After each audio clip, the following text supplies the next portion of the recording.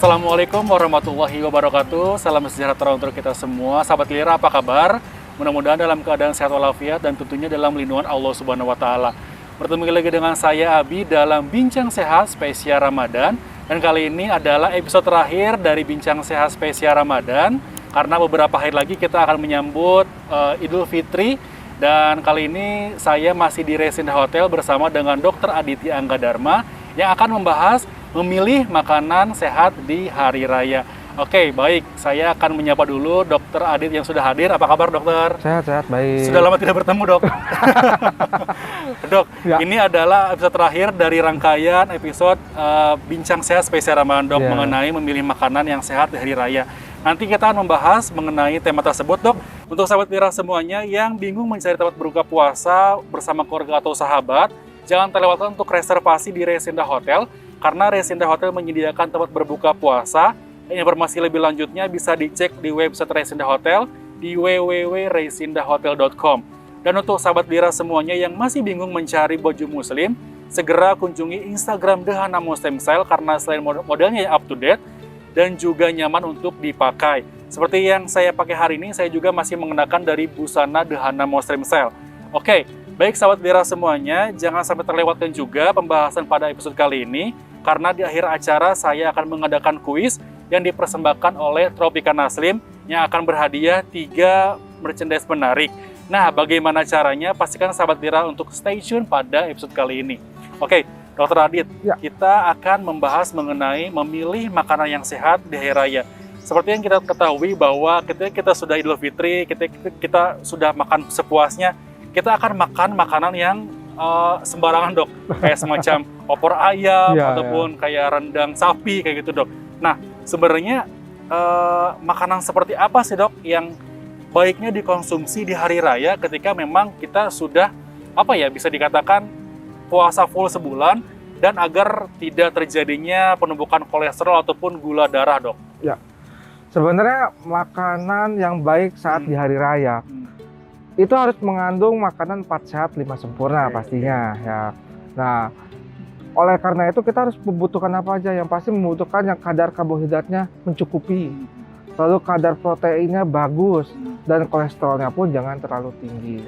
Ya, makanannya bebas ya. Nasi atau mau lontong boleh, asal jangan terlalu banyak. Kenapa? Nasi dan lontong itu banyak mengandung karbohidrat.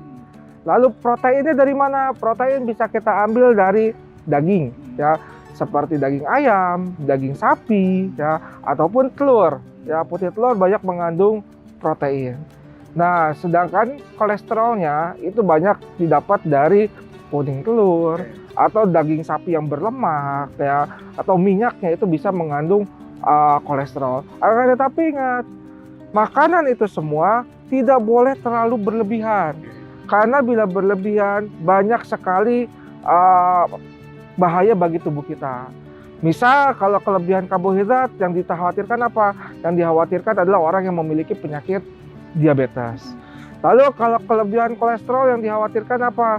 Bisa mengalami serangan jantung karena penumpukan kolesterol di dalam pembuluh darah. Bisa juga mengakibatkan stroke.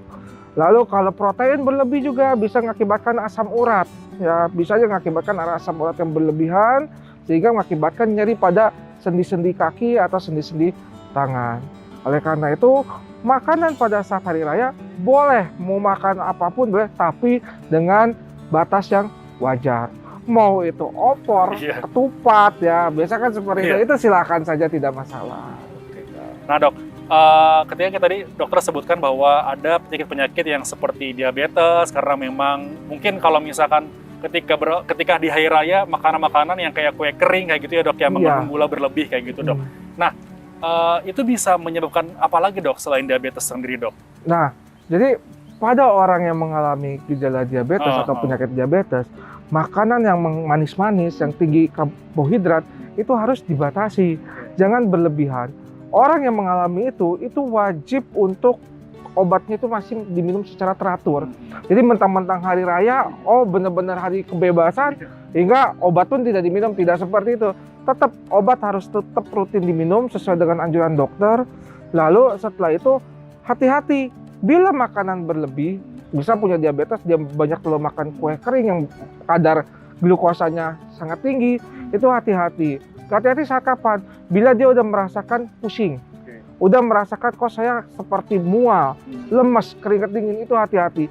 Siapa tahu itu adalah menandakan bahwa kadar glukosa darah di dalam tubuhnya udah cukup tinggi. Ya, oleh karena itu alangkah lebih baiknya tetap harus menjaga porsi makannya.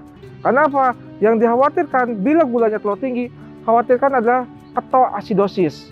Gula terlalu tinggi yang akhirnya mengakibatkan keton terbentuk di dalam tubuh, akhirnya mengakibatkan pingsan. Ya, tidak sadarkan diri. Yang dikhawatirkan bukannya merayakan hari raya, malah yang terjadi adalah masuk ke rumah sakit seperti itu. Nah dok, tapi untuk penderita diabetes sendiri, boleh nggak sih kayak makanan-makanan kayak kue-kue kering, kayak nastar, ataupun kastengel seperti itu dok? Boleh. Makanan untuk diabetes sebenarnya bukan dilarang. Boleh makan kue kering, nastar, yang manis boleh, tapi dengan batas jumlah yang wajar. Atau kalau emang boleh, gulanya itu bisa diganti dengan gula pemanis buatan. Seperti itu. Jadi orang diabetes selama dia kadar gulanya itu terkontrol, dia mau makan apapun boleh, tapi harus dijaga, jangan terlalu berlebih. Oke, Dokter Adit, nanti kita akan lanjut lagi membahas mengenai memilih makanan sehat di hari raya.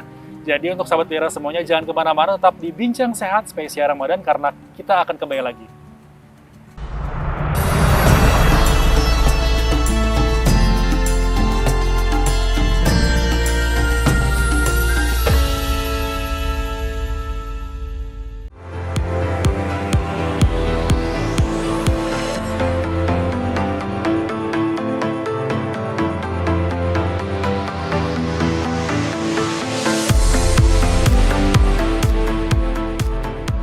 Halo pagi, nama saya Putu ya. Saya karyawan swasta ya di Kalbe Morinaga Indonesia dan juga di Kalbe Nutrisional.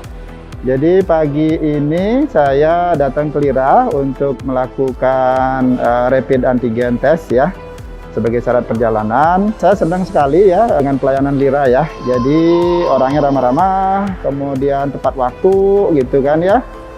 Juga harganya juga kompetitif, jadi menurut saya ini adalah salah satu pilihan yang bagus buat kita, terutama warga Karawang ya. Jadi ini rumah sakit keren, bersih juga gitu rumah sakitnya dan semua tertata rapi. Itu harapan saya buat rumah sakit Lira ya, makin hari makin maju ya. Jadi tapi saya yakin itu semua akan bisa terjadi karena saya melihat timnya juga bagus-bagus ya, semua melayani dengan sepenuh hati gitu kan. Dan itu punya sehingga Lira sangat-sangat berpeluang untuk menjadi besar dan menjadi salah satu yang terbaik di Karawang. Terima kasih.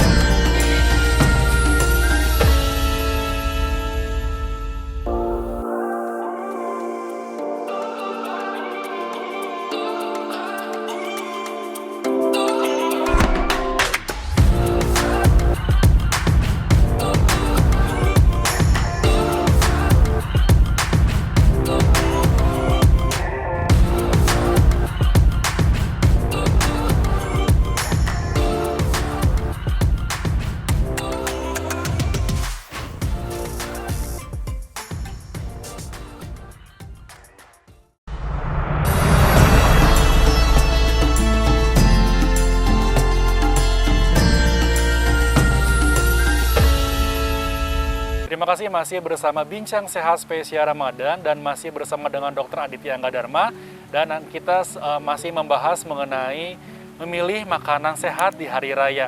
Nah dok, kita kembali ke pertanyaan dok. Biasanya kan tadi juga sempat dibahas bahwa ketika kita hari raya banyak banget makanan-makanan berlemak seperti opor ayam, terus rendang sapi, terus dendeng juga ya dok ya. Nah, sebenarnya yang riskan dari makanan-makanan berkolesterol itu kepada siapa sih, dok? Nah, untuk yang makanan-makanan yang seperti tadi Abi bicarakan, itu hati-hati pada orang-orang yang memiliki riwayat jantung, yang memiliki riwayat stroke, bahkan orang yang obesitas. Itu hati-hati, karena apa? Orang yang sudah memiliki riwayat jantung, riwayat stroke, itu resiko untuk terjadinya serangan stroke kembali atau terjadi kembali serangan jantung itu bisa terulang. Kenapa? Makanan seperti opor, rendang, lalu dendeng itu sangat tinggi kolesterol. Nah, kolesterol itu bila masuk di dalam tubuh bisa mengakibatkan namanya penumpukan lemak atau penumpukan kolesterol yang disebut aterosklerosis. Nah, plak-plak itu biasanya hinggap di pembuluh darah sekitar jantung dan otak. Kalau dia hinggapnya itu di jantung, maka yang terjadi adalah dia mengalami serangan jantung. Gejalanya apa sih saat serangan jantung? Dia akan merasa nyeri dada sebelah kiri. Nyeri dada sebelah kiri, lalu dia keringat dingin, sesak nafas, nyeri dadanya menjalar ke lengan kiri, ke pundak, ke leher yang sebelah kiri. Yang terjadi pasiennya itu pingsan. Saat itu jantung berhenti berdetak. Itu namanya serangan jantung. Makanya hati-hati pada orang yang mempunyai riwayat serangan jantung atau riwayat penyakit jantung. Hati-hati bila mengkonsumsi kolesterol atau makanan yang mengandung kolesterol berlebihan, resiko untuk terjadi serangan jantung bisa terjadi. Nah, sama juga halnya dengan orang yang memiliki riwayat stroke. Orang yang memiliki riwayat stroke, dia pun mengalami penyumbatan pembuluh darah, tetapi terjadi adalah di kepala, tepatnya di otak. Nah, bila dia tersumbat, maka otak tidak dapat tersuplai darah, oksigen, dan nutrisi. Yang terjadi apa? Otak mengalami kematian. Kematian otak mengakibatkan apa? Yaitu dia lumpuh sebelah badan. Lalu mengakibatkan bicaranya pelo, ya. Lalu saat dia senyum, pipi kanannya terangkat, yang kirinya tidak terangkat. Itu adalah gejala-gejala stroke. Makanya untuk orang-orang yang memiliki riwayat seperti itu, hindarilah makanan-makanan yang kolesterol secara berlebihan. Nah, sama juga orang yang dengan obesitas. Orang yang obesitas pun, walaupun dia tidak punya riwayat sakit jantung dan sakit stroke, tapi mengarah ke penyakit jantung dan penyakit stroke itu bisa terjadi. Ya, oleh karena itu bukannya kita melarang, makan boleh, akan tetapi jangan terlalu berlebih. Seperti itu. Dok, mungkin sahabat Bira semuanya yang menyaksikan tayangan ini, apalagi yang mengidap penyakit yang tadi dokter sebutkan, terus saya harus makan apa gitu dok, ketika nanti hari raya gitu dok, ada nggak tipsnya dok? Makan, misal nih, banyak makanan, boleh kita makan mengambil nasi, mengambil daging, tapi ya jangan terlalu berlebih lah. Misal nasi cukup 2-3 sendok saja, lalu makan makanan seperti opor, boleh makan, tapi kalau bisa diambil dadanya, karena bila dada itu banyak mengandung protein dibanding mungkin kayak paha seperti itu lebih banyak mengandung lemaknya. Tapi kalau dada, apalagi dada mentok ya, itu banyak yang seratnya putih lah, itu banyak sekali mengandung protein sehingga bagus untuk tubuh ya. Nah, itu makanannya ayam dada boleh diambil, tapi untuk kuah santannya jangan terlalu banyak, karena santan pun banyak mengandung kolesterol ya. Nah, untuk kayak dendeng, kalau bisa ngambil dendeng yang tidak ada dagingnya, tidak berlemaknya, itu boleh untuk dikonsumsi. Tapi semua itu dikemas, jangan terlalu banyak, dan jangan lupa banyak juga makan sayur agar banyak mengandung serat masuk ke dalam tubuh kita sehingga pencernaan kita juga menjadi lancar, dan buah-buahan tentunya. Dan kalau emang mau disempurnakan, bisa disempurnakan dengan meminum susu. Oke, jadi tetap pas sehat 5 sempurna ya dok ya. Jadi kalaupun memang ngerasa bahwa saya tuh lagi sakit jantung ataupun lagi sakit diabetes, kalau misalnya tetangga masak opor ya kita mah yang kayak sayuran aja gitu, sayuran, buah, terus tambah susu gitu ya dok ya. Jadi takutnya malah orang-orang hari raya ini malah amit-amitnya ke rumah sakit gitu ya dok. Oke dokter, nanti kita akan membahas lagi secara detail memilih makanan sehat di hari raya. Jadi tetap bersama Bincang Sehat Spesial Ramadan, karena kita akan kembali lagi setelah pariwara berikut ini.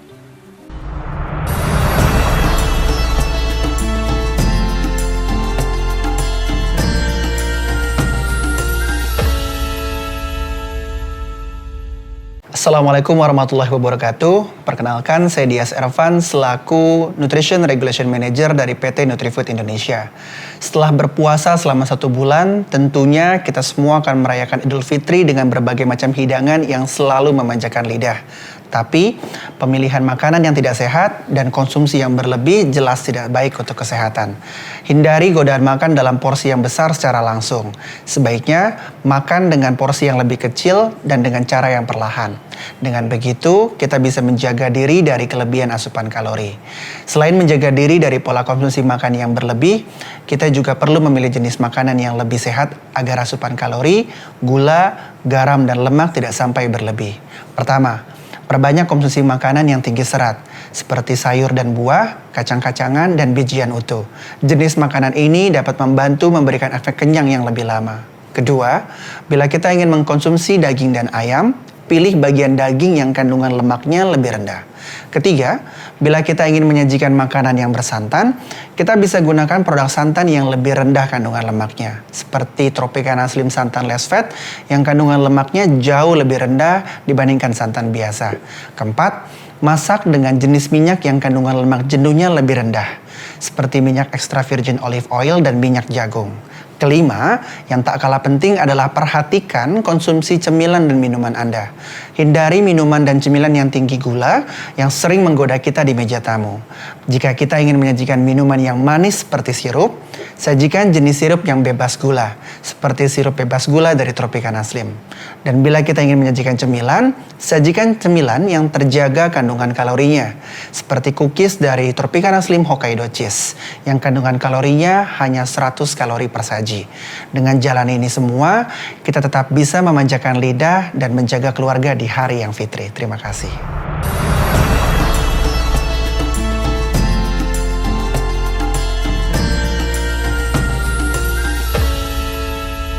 Terima kasih masih bersama Bincang Sehat Spesial Ramadan dan masih bersama dengan Dr. Aditya Angga Dharma yang asik banget ngomongin masalah memilih makanan sehat di hari raya tadi. Nah dok, ini mungkin pertanyaan terakhir dok. Ini kan sedang pandemi nih dok. Diperbolehkan nggak sih sebenarnya untuk kumpul-kumpul keluarga gitu dok? Jadi sekarang ini kan masih zamannya pandemi COVID-19 ya. Kumpul-kumpul sebenarnya masih dilarang. Makanya pemerintah pun melarang untuk terjadinya mudik ya. Betul. Nah, jadi diusahakan kumpul-kumpul jangan dulu lah sekarang ya, karena riskan. Kalau emang mau merayakan hari raya bisa melalui online ya. Ya video call atau pakai aplikasi, bisa kumpul bersama, kita buka videonya, kumpul bersama di situ, itu alangkah lebih baiknya. Karena apa? Walaupun mungkin sudah ada beberapa masyarakat yang sudah divaksin yang mengatakan, oh dok saya sudah divaksin dok, tapi apakah boleh dok saya merayakan hari raya? Padahal keluarga saya semua sudah divaksin. Hati-hati. Vaksin tidak, walaupun kita sudah divaksin, tapi bila kita tidak melakukan protokol atau menjaga protokol kesehatan 5M, ya tetap aja kita bisa terkena COVID. Ya. Jadi hati-hati buat teman atau sahabat Lira di rumah. Bentar lagi kita akan merayakan hari raya, tetap di rumah atau di tempat atau nanti saat beribadah, tetap kita harus menjaga atau melakukan protokol kesehatan seperti 5M. Seperti memakai masker, mencuci tangan, ya, menjaga jarak, menghindari kerumunan, dan tidak melakukan aktivitas-aktivitas yang mengakibatkan berkumpulnya orang-orang. Karena apa? Bila kita melakukan itu semua, maka resiko untuk terjadinya kita tertular COVID-19 itu sangat kecil. Tapi kalau kita melakukan sebaliknya atau tidak melakukannya, maka resiko kita untuk terkena COVID itu sangat tinggi. Kenapa? Sekarang COVID memang udah mulai menurun, tapi kalau kita tidak menjaga protokol kesehatan ini, pasti angka COVID bisa tinggi lagi, dan itu sangat riskan terhadap terhadap perkembangan COVID, jadi akan meningkat seperti itu. Jadi saya himbau buat sahabat Lira sendiri, bila di hari raya alangkah lebih baiknya kita bersilaturahmi bisa melewati media online. Kalau emang bisa menggunakan masker dan tetap mencuci tangan. Seperti itu mungkin Abi.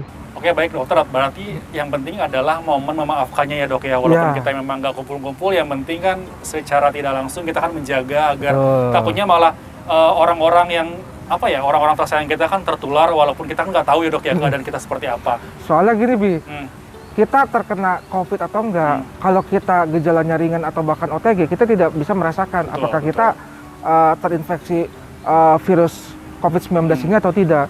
Nah, siapa tahu kita sedang tertular dan kita tidak menyadari, akan kita menularkan ke keluarga kita yang kita sayangi. Nah, itu lebih beresiko seperti itu.